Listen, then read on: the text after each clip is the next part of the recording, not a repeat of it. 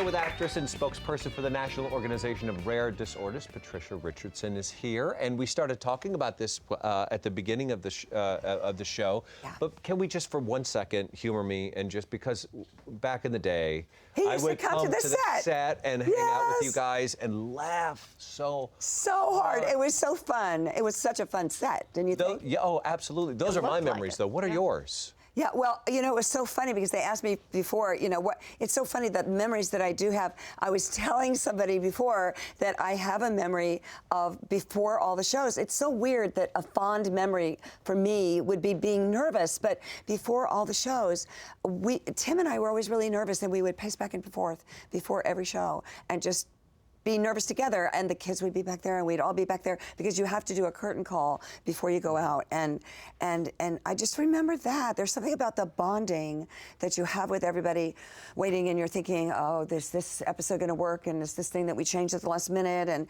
and yeah, and even though unlike doing stage, you can go out and if you have to start over, the audience loves it, and you know you have that luxury of being able to make a mistake, you still feel nervous, but it makes no sense. But you do. That audience brings such great energy, though. It does, and I think it's just the energy of having an audience. Yeah. It always, even all 8 years, you're still nervous. Well, when you're nervous before you go out, but once you get out there, did you still nervous? You're still nervous. Still nervous. Well, it didn't show. But you know, I think that's part of the energy of why, because we always did a taping in the afternoon, and why they always use the nighttime performance, because the nighttime performance just have this lift because the audience is there, and there's, you know, you have more energy. Yeah. But you took some, after the show, you took a little break. I did. I needed to be with my kids. I had my twins 3 months. I was nursing them when I did the pilot, and I was able to have the twins in the dressing room for the first 3 years, but then they went to nursery school, and we're shooting in Burbank. I live in Santa Monica. We had long days, five-day weeks through the whole 8 years. And I was away from my older son, and I really missed them, and I felt, you know, I just really felt that I needed to be home. Unlike a lot of other people, I didn't really work in the summers. I didn't do a lot of, I just wanted to be home. So I just really felt it was important that I not miss this time with them. So I took off.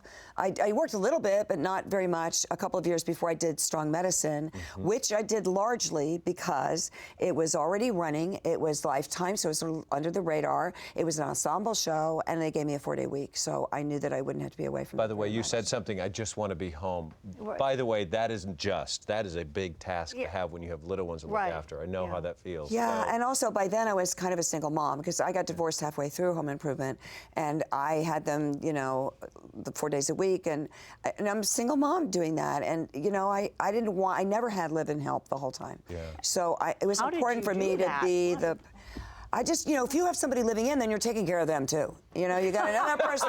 It's like, oh, I got another kid, and you got their problems. So, you know, you got a person that's in between them, because you fall into, will you go take them and do this? If you've got somebody there, you're going to do that. So I didn't have help on weekends, and I didn't have somebody living there. So, you know, I wanted to be the primary person. Yeah. Well, during that time, though, when all this went on, then your father became ill. All during that time. I had 10 years of my parents being ill on the East Coast. So, you know, I always say to my daughter and to my future daughter-in-law, my oldest son is getting married in April. I mean, they probably don't want to hear this, but, you know, don't make the mistake I did. You know, have your children younger. You don't want to hit menopause and have teenagers and dying parents all at the same time. Wow. Which is what happened to me. And that's, you know, when you're in menopause, you kind of want to kill everybody anyway. And then when you have teenagers, you kind of want to lock them in a room and get them out later. And, you know, and so it's not a good combination. And then, you know, my parents were ill for a very long time. And it was, you know, my mom falling apart, and then my dad with this disease. What was the disease your dad had? Well, this PSP thing, we didn't know what was wrong with him. He was very athletic. We had, you know, a lot of replacements and surgeries, and we thought initially that it was all of that. This is my dad. Man. My dad was one of those right stuff aviators. He was Naval Academy, and then a fighter pilot, and then a test pilot for several years, and you know, went to Princeton aeronautical engineering thing. And then when my last sister was born, his father, who'd been an admiral in the Navy, came to him and said, you know, this is a lot of fun for you, but it's 4 daughters. Who's going to take care of them if something happens to you? So he got out. He went into the like aeronautical industry, and we still moved every 2 years because he started advancing. Eventually, he was running corporations.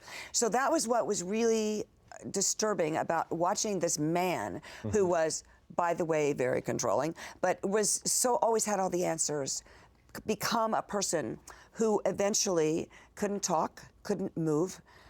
We had no idea what was going on with him because he had that Parkinsonian mask where their faces don't move, they can't move their eyes, and you can't even tell what they're thinking or feeling because they can't communicate. This went on for the last 2 years of his disease. What were you thinking and feeling at that time? Because evidently your dad was very, very strong and really kept the family together. We all depended on him to have all the answers, and now he couldn't. So what did that do to you? Because it must have been frightening for you. It was horrible. Yeah. And by that point, my mom had gone, and we did what, there's a magazine I want to recommend called Today's Caregiver Magazine, which is terrific for people.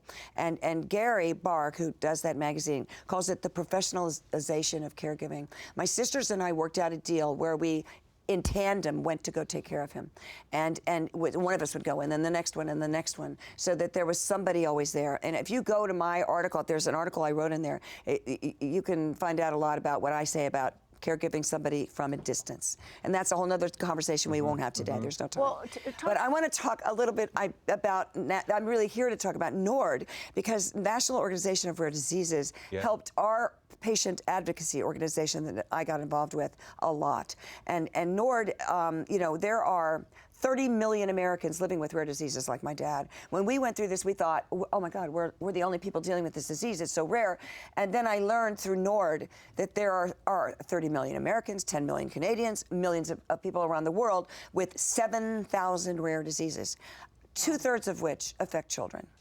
And to be a rare disease, it has to affect less than 200,000 people. So what our experience was not a rare experience. And we just didn't know that at the time. And so if you have a patient support group, which I was lucky enough to find eventually, and 200 or 300 of these diseases, only 200 or 300 of these diseases have patient support groups, NORD kind of helps with all those other people that don't. So you can go to National Organization of Rare Diseases site or the raredisease.org site and get help if you think you have symptoms that you're trying to find help, a support group or your doctor's trying to find somebody else, or they connect us to legislators and sometimes a big pharma. They're looking for people for clinical trials. They've been tremendous help for a lot of people. Well, again, if you want more information on the National Organization of Rare Disorders, you can go to raredisease.org.